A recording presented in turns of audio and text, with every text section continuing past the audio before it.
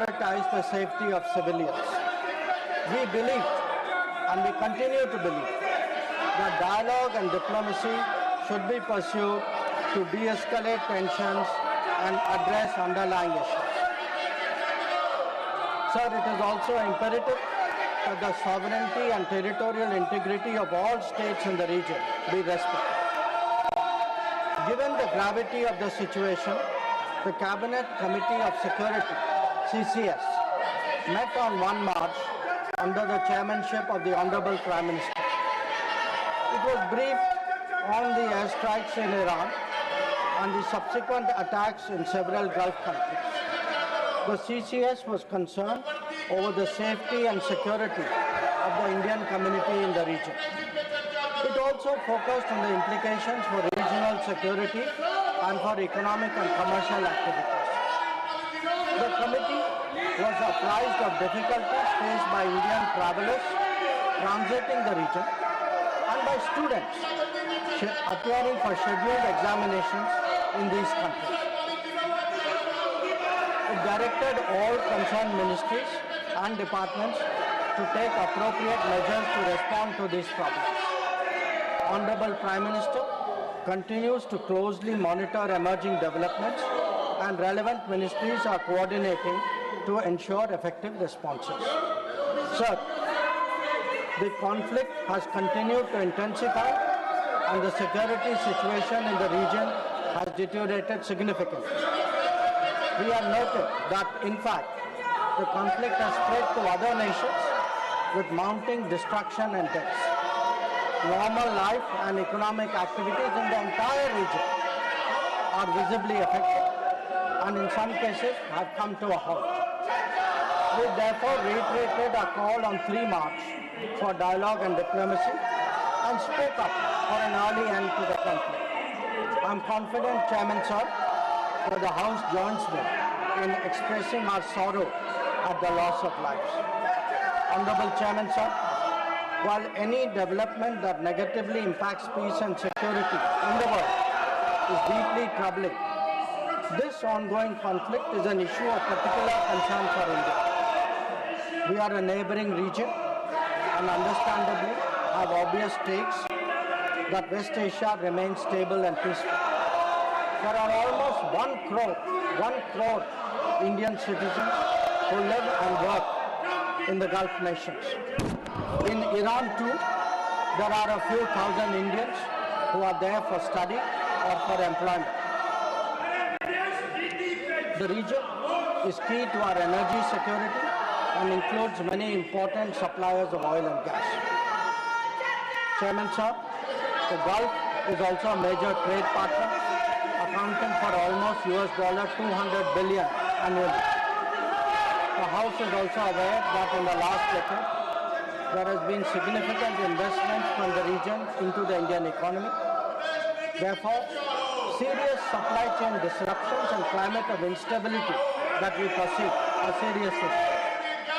Furthermore, these include attacks on merchant shipping, where Indian nationals often constitute a large proportion of the crews. We have sadly already lost 2 Indian mariners and 1 remains missing in such incidents. I know that the House joins me in condoling their deaths. Honorable Chairman Sir, Government has been assessing the situation in West Asia continuously since the 12-day war in June 2025. We noted the indications of growing tension and cautioned the Indian community in Iran accordingly. On 5 January 2026, Indian nationals were advised by the Ministry of External Affairs to avoid non-essential travel to Iran.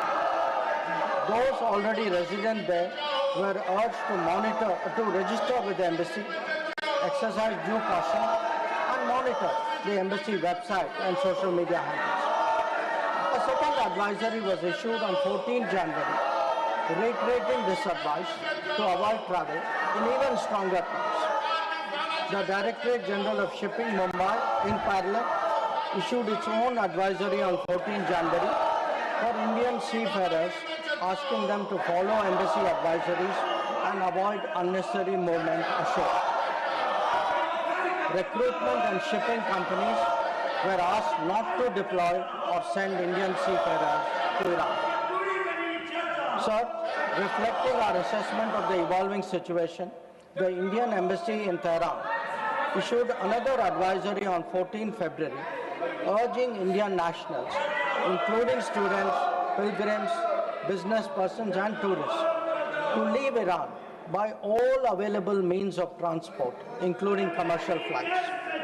They were asked to contact the embassy for any assistance and provided with 24/7 helplines. This was again reiterated in strong terms through another advisory on 23 February. Some heeded these advisories and have left the country. However, many others have disregarded them and remain in Iran. We are also in touch with our fishermen who operate out of Iran. This was the situation till 28 February 2020. Once the conflict commenced, the Indian Embassy has facilitated the relocation of several Indian students in Tehran to places outside Tehran. An advisory update with emergency contact helplines was issued on 3 March. Similarly, facilitation was extended to pilgrims for their internal movement. Indian nationals who were in Iran for business reasons were assisted to cross over to Armenia and return home. The embassy in Tehran remains fully operational, in fact, on the highest alert. They are totally committed to supporting the Indian community in this difficult moment and in assisting Indian nationals who may wish to cross international borders. Where seafarers are concerned, the Directorate General of Shipping, through an order of 2nd March, has constituted a quick response team for immediate response, coordination and support functions. This too will function on a 24/7 basis. Honorable Chairman, sir, I would like to inform the House through you that every Indian embassy in the region has similarly issued advisories. The embassy in Israel did so on 28th February and 1 March, UAE on 28th February and 5 March, Bahrain on 28th February, Qatar on 28th February, Kuwait on 28th February and 5th March, and Saudi Arabia on 20th February and 8th March, Oman on 20th February, Iraq on 20th February and 5th March. MEA has set up a dedicated special control room to monitor the situation and respond to queries from those. I will come back to let him complete his statement. Let him complete his statement. You are not allowing him to make the statement. That is not correct. Gargaji, that is not correct. I allowed you to speak. Let him complete the statement. I will come back to you. Let him complete the statement. Please. The MEA's latest update on this was issued on 7th of March. Honorable Chairman, sir, our diplomats have also worked hard to assist stranded transit passengers in hubs like Dubai, Doha and Abu Dhabi. They have facilitated international border crossings for Indian nationals, including from UAE to Oman and from Qatar, Kuwait and Bahrain to Saudi Arabia. Wherever there has been a partial opening of airspace, we have approved and undertaken commercial flights, including non-scheduled flights, to enable the return of Indian passengers. Our estimate is that as of yesterday, almost 67,000 of our nationals have done so.